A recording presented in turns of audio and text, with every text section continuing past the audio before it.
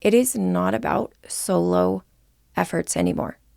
We are releasing that programming. You don't have to be a lone wolf. You have permission to gather. It is safe to gather.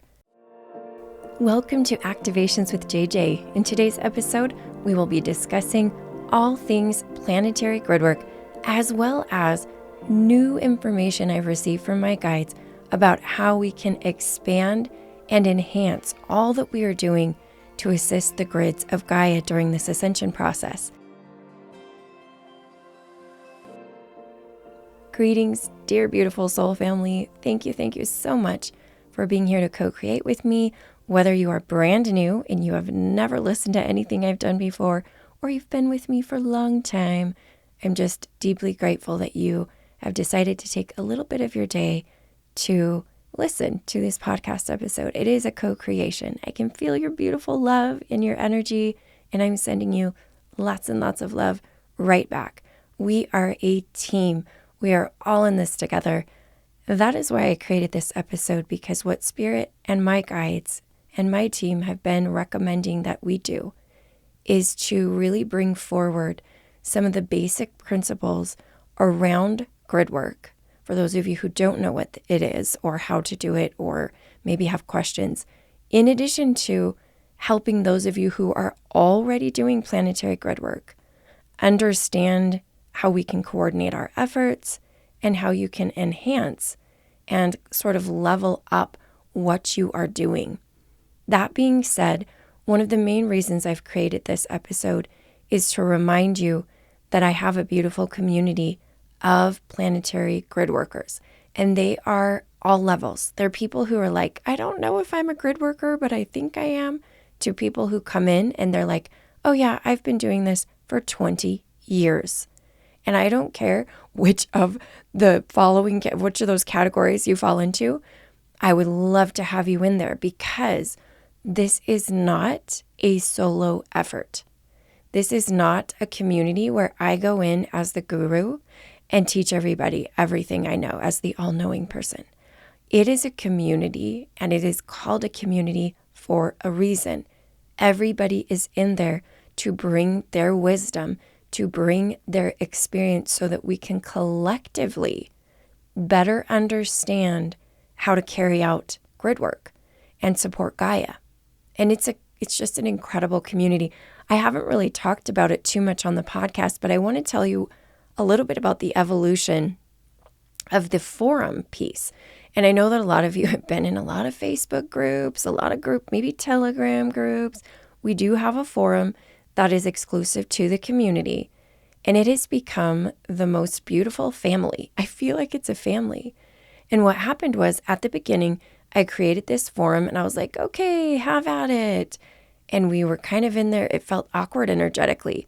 And I actually have people on my team, their only job is to grid energetically the forum, literally as if it were like a human body. They're in there doing energy work on the forum, making sure everything's flowing.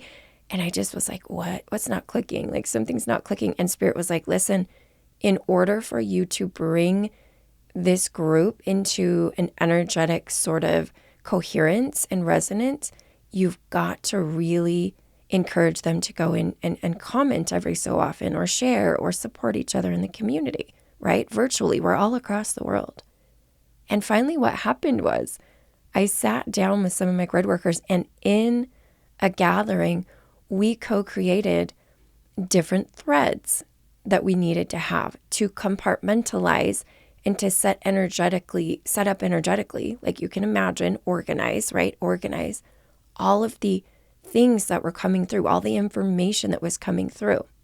And so now we've set up this beautiful forum, and some of you might already be in groups like this. This is just new for me, so I'm excited and I'm sharing it with you. And if you're in the community, you can comment below and let everybody know how amazing it is to have these things. But we have a space for the energy of the day, because I was noticing people were wanting to go in there and they just wanted to be witnessed in what they were feeling that day. Or they wanted to like say, hey, am I the only one feeling this? So that thread is called Energy of the Day. And then we have a thread for our inner children. It's important to make a space for our inner child. So anything and everything, whether your inner child needs validated, whether you want to connect with your inner child or you did and you want to share it, that's what that one's for. We have another one that is for music and sounds, and like you like Spotify or YouTube shares that we have of vibrations and music that are really bringing us into a state of calibration. We're sharing all that in that thread, and so on and so forth. We even have one where people are literally sharing the physical planetary grid work that they're doing. And so that's how I gridded the forum. Now expanding that out to planetary gridwork as a whole, and you can see that as a microcosm of what we're being invited to do as planetary grid workers, to organize our efforts. And that can be done in the astral plane, absolutely. It's just nice to have a community where you can feel validation consciously and in the physical for what you're doing. So let's start off now that I've talked a little bit about my starseed gridwork community and introduce some of the main concepts related to planetary gridwork. Now, many of you have heard me talk about this before on my podcast. I've spoken about it.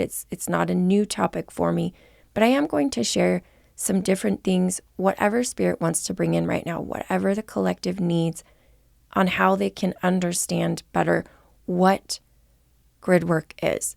So first of all, let's just take and zoom out a little bit and understand that Gaia is a body, a celestial body, just like we are a human body. And for many, many, many, many years, a lot of us have been working on our human bodies. We've been experiencing and receiving many different healing modalities, whether it be Reiki or Kundalini activation or, lots of things. I have my multidimensional soul integration modality. And we've again been focusing on our own personal journeys. Now, those of you who've been doing this for a while, this doesn't really apply to you, but for the general public, the general group of, I would say, light workers, way showers, starseeds, we are being asked to shift from focusing our healing journey on ourselves to now focusing our healing journey on Gaia. And that can look like so many different things. And it's kind of like a little bit of a paradox, because recently I talked about how focusing on ourselves actually helps Gaia. And that is super valid. But what wants to come through right now is the reminder that I am delivering equal messages about going from the inside out and going from the outside in. And so for every message that I give you about working on your personal inner body gridding, I'm bringing forward a message about how we can do more large-scale macrocosmic work with Gaia. It all is complementary. It's all woven together and a reflection of each other. And so, like I said, I think that's why I'm flip-flopping back and forth from topic to topic to topic. It's so important to make sure that we are addressing both ends of the spectrum. Let's put it that way. So what wants to come through today, and I'm just tuning into this group, in particular you who are listening here, so that I can make sure whatever comes out of my mouth is going, and energetically, right? Whatever comes energetically through your channel right now is exactly what you need. So take a deep breath. I would love your assistance in calling in the knowledge and information about the foundations of planetary gridwork. First and foremost, our guides, our higher selves, want to remind us we've done this before. This is nothing new. And it's really a matter of remembering and accessing those past lives, those parallel lives where we've already done grid work. In particular, Atlantean, Lemurian, Avalonian, and any of the other golden timelines that haven't even come forward into our knowledge yet. They're coming. If you have any golden timelines that you know of, drop them in the comments below if you're listening on YouTube, because this is important for us to understand those main golden timelines. They still exist, right? So that's why I feel like I want to emphasize my multidimensional soul integration modality so much in the coming months. I actually have a cohort starting in April. And one of the reasons is because as we call in those soul aspects, that know how to do planetary grid work. It will just become natural to us how we're doing it. So I want you to call into your mind's eye, into your awareness, a vision of Gaia. It's going to come through different for every single one of you, with a system of grids around her energy body. There are going to be outer grids outside her crust, outside the atmosphere. There are going to be inner grids within the inner earth and even down to her core. And those of you who are listening, who are part of the starseed Gridwork community, know we have a whole detailed, a lot of information that's come through about the heart of Gaia, the chambers of the heart of Gaia. And we're going even deeper into those in my Nexus course, which I'll talk about in just a moment. This is an advanced Gridworker Training course that I've created. But as you tune into these grids and bring them into your third eye, into your claircognizance, into your clairsentience right now, I want you to begin to make it multicolored or multi-sensational. So you're going to feel all of the variations, all of the textures. Maybe you'll see them. And you're going to feel like you're extra connected to certain parts of her grid. Some of you might feel extremely connected to water. And right now, that's what's being invited in, is to simplify what grid work is for you. Focus on one or two areas of Gaia that you are especially connected with. Now, you know what parts of Gaia. Are you connected to the ocean? Maybe it's the trees. When you go outside, what calls to you? Is it the animals? Whichever one it is, that's the grid, quote unquote, that you are being called to work with. Now, what does that work look like? I love in the Hathor material, it talks about work being love in action. So you are literally expressing your love for Gaia through doing the grid work. Grid love. We could call it grid love, right? And that really looks like, first of all, connecting with that part of the grid.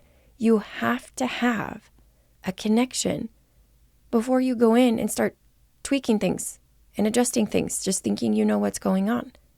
It's like a mutual respect. You honor where this part of the grid has been and what's going on with it. And you say, thank you so much for what you are doing. I am here to support you. Could you please give me some suggestions on how to do that? And I can hear some of you right now listening who are like, my clairs aren't open enough to even call that in. I promise you, it may not look like you think it's going to look, but you're ready to receive information. Notice the synchronicities, notice the little messages, notice the little signs. You call them like signs from the universe about grid work. You will get that information, I promise. So once you connect with that part of the grid, you're then going to, and this actually, by the way, let me give a little side tangent. So many of you are traveling right now, and people ask me, what do I do when I get there? Like, how do I do this? Well, sometimes I just say, go be present. Go be present, because most of us don't have the presence to even do a ton of grid work yet. We're still learning how to be present in our bodies and present on the earth and connected to it instead of disassociating as starseeds, which a lot of times we do. We're still repairing our relationship with our physical body and all the physical elements. That's why a couple of podcast episodes ago, I emphasized that pyramid of ascension that was in the Hathor material, chapter 5. One of the foundational pieces is our relationship with the sacred elements. Okay? So that's really what I'm talking about here. Once you have established that and you feel solid in your connection with that part of the grid, and you can do this astrally, like say you feel drawn to go to a volcano somewhere on the planet. Go and connect to the volcano before you figure out what to do. Go do that. And if you're in a group, which it's even better, because you are pooling your collective abilities to tune in. That's why I have my starseed Gridwork community gatherings. We literally have planetary Gridwork gatherings. Now, again, once you've connected, I keep going on all these tangents. I love it. That's my feminine flow for the podcast. You are so welcome for allowing me to experience the scattered feminine flow. We honor that part of everything too, right? Take a deep breath for me. There we go. And after connecting, this is where you call in the earth ancestors, the star ancestors, and you go into the void. And this is something I've talked about a bunch of times. That was actually the first 3 tips our guides gave us. Connect with the earth ancestors, connect with the star ancestors, call in the void. If you do that, you're kind of calling in past and future parts of yourself. That's who the earth and star ancestors are. You are them. I know I don't want to blow your mind too much. It gets a little tricky, but it's true. This is the quantum, right? This is the idea of parallel lifetimes, dimensions, realities. The reason why we go into the void is so that the grid work we do takes effect across all time, space, dimensions, and realities. So that means if you go do grid work and it's 2024 and you don't go into the void, that grid work will only take effect in that moment. But if you do your grid work in the void, you literally set the intention that what you do will be effective beyond time and space. Wow. Backwards and forwards. A lot of you do healing work for people in this same vein, with this same method. It's identical. Just don't forget to do it when you are carrying out grid work. And whatever you counsel with your star and earth ancestors, right? So you're connecting with Gaia, you're connecting with your star, and you guys decide on what to do together. If you're in a group of humans, you can just decide that together too. Do you see this group effort theme? Hello. This is why I'm going on so many grid work expeditions. If you're not already signed up to come with me to the UK, I want you to come. This is our Star Mothers worldwide.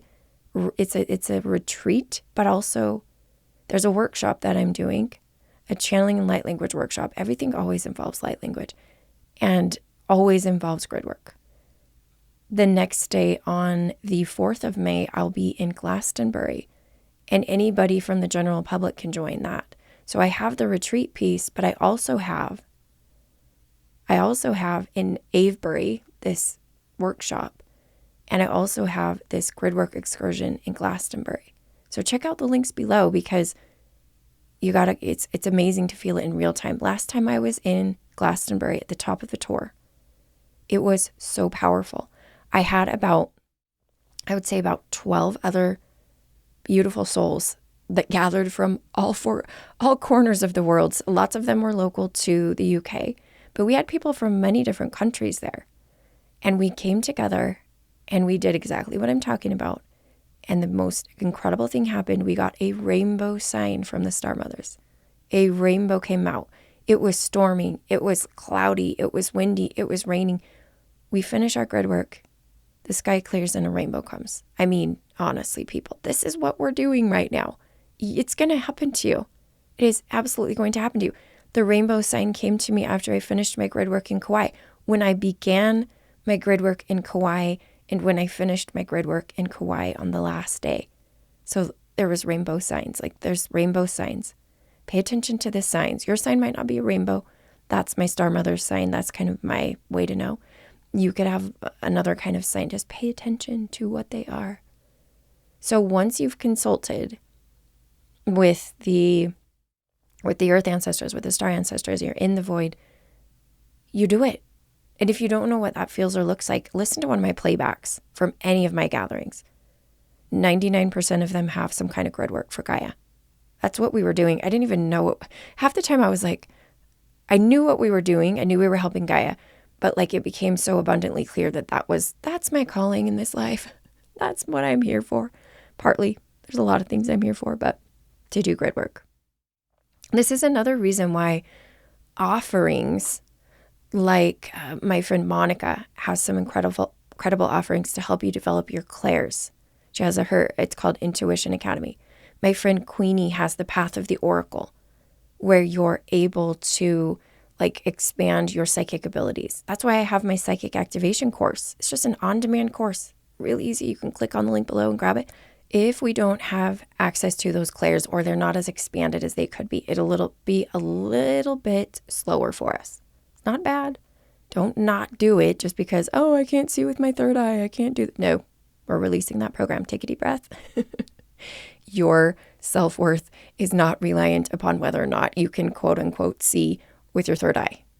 Please, we are done with that. It is holding back so many light workers because they have this idea that if their third eye is not open, they haven't arrived. Okay? So how do we then take these basic concepts? And if you're already doing things, how do you level up? What are we being called to do now? It's very simple, and I will tell you. And it's actually a theme coming through. Don't tell anybody.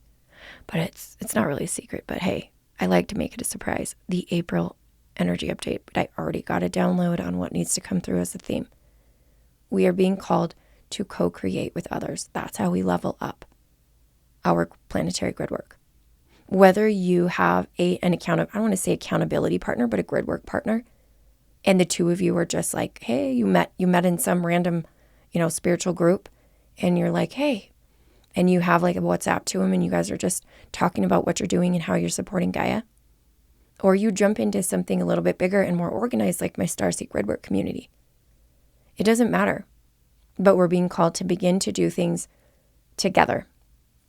This is again why I'm putting together so many gridwork trips, so many gridwork opportunities in person, in physical. If you don't know what those are, that's because sometimes I offer them only to people in the community because spirits they have to be calibrated a certain way. So there's certain things where you can come in and you're like, yeah, anybody can just come in and do it. And that's great. There are other things that are so specialized that it requires a certain skill set and a certain calibration frequency and a place where people are.